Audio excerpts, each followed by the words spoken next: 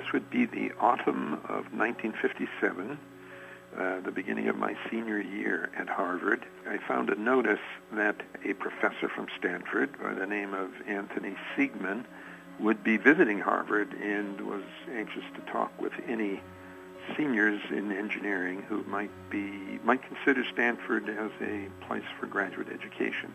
So I went to the meeting, and it must have been effective because I decided to apply to Stanford. I first got an acceptance letter from Stanford without any financial assistance, and so I wrote a letter to Tony, and I asked him if there's any way I could get some financial assistance.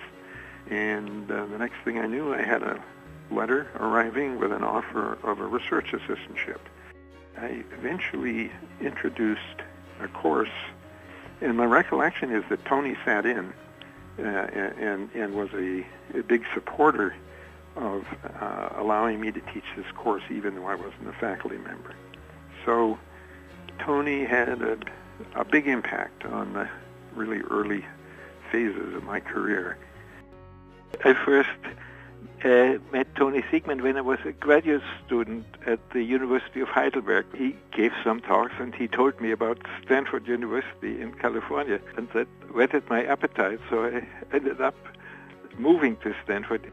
He had really put Stanford on the map in the field of lasers. He was always talking about intriguing things one can do, and I found it fun to interact with him.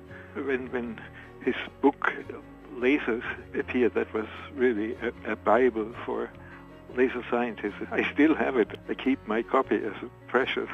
I think in contrast to many other researchers in that field, I was always struck by the fact that he did very simple experiments that were interesting, not because they were of mind-boggling complexity, but because they emphasized some neat idea.